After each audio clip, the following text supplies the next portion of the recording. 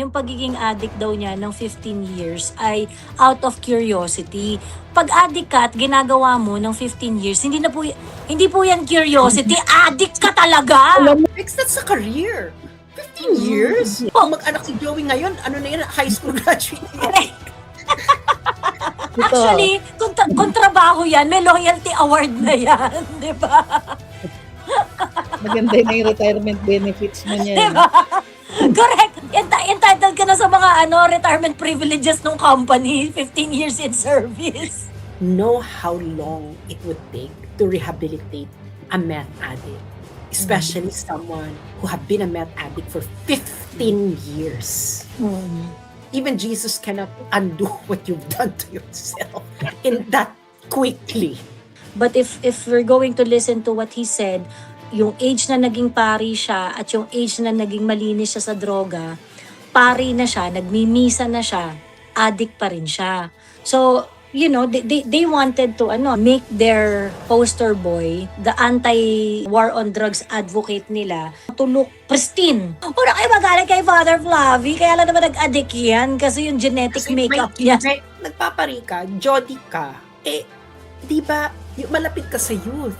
So why would you let kasalanan ng simbahan niya, why would you let a Jody kid priest have any contact with young people? Something is really off doon sa part na yon. And it is also very, very disappointing na yung Catholic Church is wala man lang bang pagtapik sa kamay dyan kay Father Flavie, wala man bang, Father Flavie, check nga natin kung addict ka pa hanggang ngayon kasi puta, addict ka pala nung time na ikaw ay naordinahan na eh. Di ba, ang lala ng programa ng Catholic Church para maordina ang isang pari. Pagkatapos hindi nakalusot sa inyo, ito addict pa, pinagmimisa nyo na. Di ba, you're not doing anything, hindi nyo ina-address. Paano ka magtitiwala sa Catholic Church niyan? Iyan sa Mexico, yung pagpupunta ng simbahan, ang pinaka-safe way ng distribution. Yeah, oo. Doon Sa Mexico nagbebenta. yan Sa Mexico yan sa Mexico. Malamang, kasi sino would think na unang exchange gift on Christmas Day? Walang ganon, 15 years, sabi ko, ang taray mo naman, pag 15 years, may damage na yan. That's already, you have to be realistic about yourself. No? Itong tumira ako ng Netherlands, may mga matagal na talaga, meron talagang damage, they know it, the people engage in it, they know it. Pero meron silang self-awareness. Kaya ito si Father, parang, alam mo Father, ginagawa mong amat si Duterte. Also, it downplays, itong victim mentality, downplays the need for law enforcement. Yung addressing certain social behaviors, because that's what laws are about, di ba? You want to prevent certain behaviors that are damaging, both either to society, even to yourself, or to other people.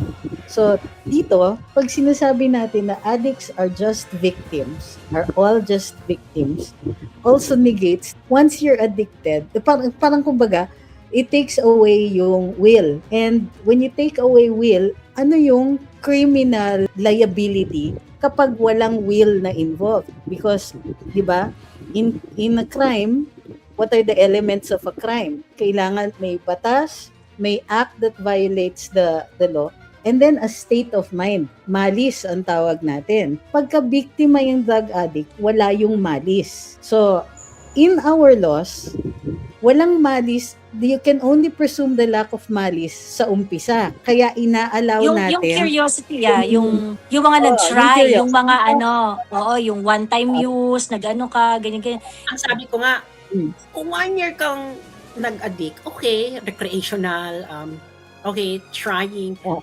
years, okay, seriously recreational to Pero bakla pag 15 years. Hindi na curiosity yun. After 17, 15 years, biktima ka pa rin, hindi na So, so dun sa first offense, di ba, probation lang yan. Pero, pag nahuli ka uli, may establish yung habituality mo, and yung habituality na yan, hindi ka na victim. Kasi clean ka na alam mo na what it's like to be an addict and what it's like not to be an addict. You chose to be an addict. So, may agency. In other words, kinikilala natin yung capacity ng tao to make these choices. Because if they have no capacity to make these choices, ano yan, negligence? Meron bang addict out of negligence? Ay, nasubo ko. Ano, di ba? Ay, na-inject ko. Sorry, I slipped. Ano yan? Di ba? So, walang ganyan. There is no addiction by negligence. But they want to create a class of victims. Maraming, repercussions yan. One, yung kaso ni PRD. Are we taking, sa ngayon, meron tinatawag na emerging norm. Because of the US's actions against the drug smugglers, we can actually say na ang tingin natin dito sa mga sindikato ng droga is they're aggressors and a country can protect itself, which is what Duterte was doing. As the head of the state was protecting itself against these drug syndicates. And it is a valid defense kasi grabe yung damage na kinukos nito. By saying that addicts are merely dictated by genetics and that they have no choice, there is no agency to begin with, there is nothing to defend from. Kita niyo yung bigger picture dyan na this is not, I wish that it was accidental, no, on the part of Prof. Mag, no, or kulang lang talaga yung kaalaman niya sa basic understanding ng genetic predisposition. But if she wasn't, if this was deliberate on her part, then the bigger communications picture here is to allow itong untrammeled drug syndicates and it's very, addicts are victims and they only need to be rehabilitated. It's a disease, it's a condition, ganyan. Instead of considering it as a crime. So merong, di ba may belief? Merong parang social norm na ginagawa dyan sa Europe na okay na, illegalize na lang lahat ng droga tapos rehabilitate na lang yung mga gumagamit. Mahal yun they are spending a lot on the di ba sabi nga nila, di ba, yun yung nila, i-decriminalize. Di ba yun yung ng Liberal Party, yung akbayan, si Chelo Magno kasi is akbayan, so pro-decriminalization yun sila. Ngayon, ang problema kasi sinasabi nila, sa Europe nga, ganito, ganyan. Pero they don't see the cost. Okay, mag-decriminalize ka, pero tataas mo ang budget for rehabilitation. The budget for rehabilitation in the Netherlands, which is only like 20 million people, would cost an entire budget of an entire government department for a year. Sa kanila pa lang yun, hindi naman ganun kadami ang Jody Kit sa Netherlands, and mas madali namang i-cure sa kanila kasi cannabis lang yun. When you're talking about meth, I think everyone who has ever had a family member, relative, or kapitbahay who has been addicted to meth know how long it would take to rehabilitate a meth addict, especially someone who have been a meth addict for 15 years. Even Jesus cannot undo what you've done to yourself in that quickly. Correct. So, ayan. So, it's not, kumbaga, there is the science, kumbaga, as a professor, she should have been more circumspect in the, causality, kumbaga, of a genetic predisposition. So, that's one. The other is, we should also be made aware that this kind of communications, I think she's merely echoing what has already been the comms strategy of the akbayan. I think hindi ko rin kasi alam na they are doing it in defense of Father Flavi. So yeah, I think they are that is their narrative to downplay yung backlash kay Father Flavi na yun nga na-addict siya for 15. Kasi nga inamin niya yan inamin niya yan sa Quadcom 15 years siyang addict at pari na siya, nagmimisa pa siya. Well, hindi niya sinabi that way, no, but if we're going to listen to what he said, yung age na naging pari siya at yung age na naging malinis siya sa droga, pari na siya, nagmimisa na siya, addict pa rin siya. So they wanted to make their poster boy the anti war on drugs advocate nila to look pristine. Kaya una kayo magaling kay Father Flavi, kaya lang naman nag-addict yan kasi yung genetic Kasi makeup niya. meron siyang genes. So parang, Oo. alam, unang-una, if ever it's true that there is a gene responsible for addiction, nagpa-genetic test na ba yan? Para masabi mo meron nga yan. Yeah, Anyway, correct. ang ano rin doon, parang there's something wrong. Nagpapari ka, jolly ka, di ba, meron kanyang, malapit ka sa youth. So why would you let kasalanan ng simbahan niya, why would you let a jolly kid priest have any contact with young people? Correct. At saka ako sa totoo lang, nagwo-wonder ako kasi yung statement ni Father Flavi sa Quadcom entails na pari na siya, addict pa rin siya. Pagkatapos parang wala man lang action yung Catholic Church kay Father Flavi kasi that is a serious offense, I reckon, no? Kasi 'di ba?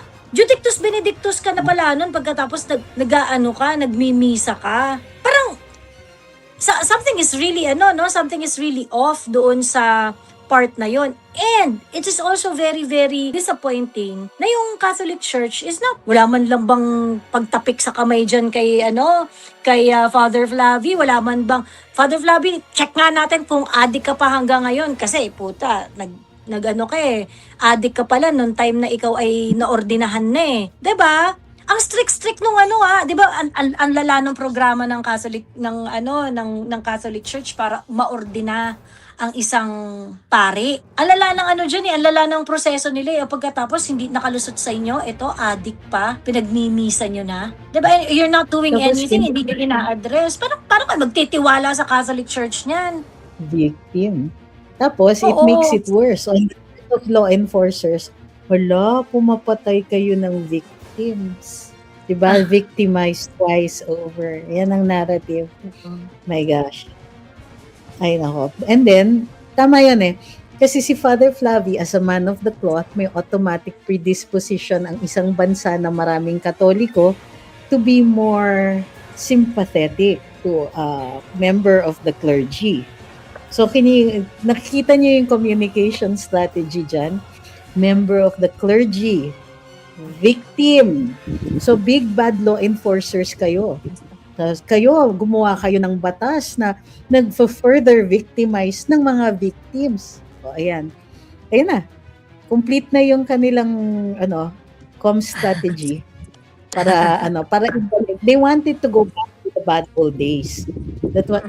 Ngayon, nakikita natin yung role ni PRD dyan is to present him as a universal symbol of what not to do in the case of the war on drugs. Hay nako, itong mga to, lumipas na po ang panahon ninyo and these things no longer work.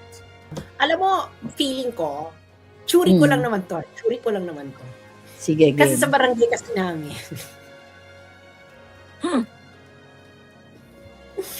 Kwentong barangay muna tayo. Kwentong barangay. Okay. Kasi sa Mexico, may mga talaga. Mexico. May mga paring addict talaga. Hindi. Yeah. Yan ang pinaka-safest. Yan sa Mexico, yung pagpupunta ng simbahan, ang pinaka-safe way ng distribution. Yeah, oo. Doon Sa Mexico nagbebenta. yan, Sa Mexico yan Sa Mexico. Malamang, kasi who would go, who would think na Totoo. doon ang exchange gift on Christmas Day. Oo nga naman. Diba? Give love on Christmas Day, distribution. Diba? Tapos It's organized. tapos malapit ka sa mga bagets. So, dangerously Diba? so. Kasi nga hindi kasi complete. Yun talaga ang sa tsuri ko, no? Sa Mexico lang naman to. Sa Mexico lang naman to nangyayari. I don't think na nangyayari sa Pilipinas. Sa Mexico lang to. So, yan ang ko. Sabi ko talaga, alam mo, may duda ako dito kay hindi, bakit masyado kang ajit? Mas ajit ka pa sa CBCP leader. But, nako. Sandali lang. Parang, at bigla na lang siya sumulpot. Diba? Sino to? Kasi naiintindihan ko pa si Father Robert Reyes, talaga naman lahat ng presidente against yan, no? Tumatakbo na talaga yan. High school pa lang tayo. Tricks, Joey, no? High school pa lang tayo. Nakagraduate mo pa lang ata, Tricks. Oy! Oy! Aray. 30 years since, di ba? Nasa EDSA yan. 1 and 2. Tumatakbo na siya. Kaya kilala mo, tapos sino to si Father? Bigla na sumulpot. Tapos sinulputan pa niyang issue, war on drugs. True. Oo. So yan. So nakikita natin dito is grabe, no, yung science miscommunication niya. Or we don't know if it was intentional or not, but it feeds into this very well established victimhood narrative that her political cohorts are subscribed to. So it's yellow, it's pink, it's them, it's the Reds. All of them subscribe to this victimhood mentality so that they can, well, among others, diba, raise funds. And the other is to make anybody who tries to correct these behaviors, which have criminal repercussions, pag you try to correct these behaviors, masama ka. Ikaw yung big bad wolf. Tapos all of these victims, even if these so-called victims commit crimes by themselves, ang lumalabas, law enforcement, and people who want order, and people who just want to fix this, to make a safe place for our kids to grow up with, sila yung masama. It's turning the value system upside down because victims sila.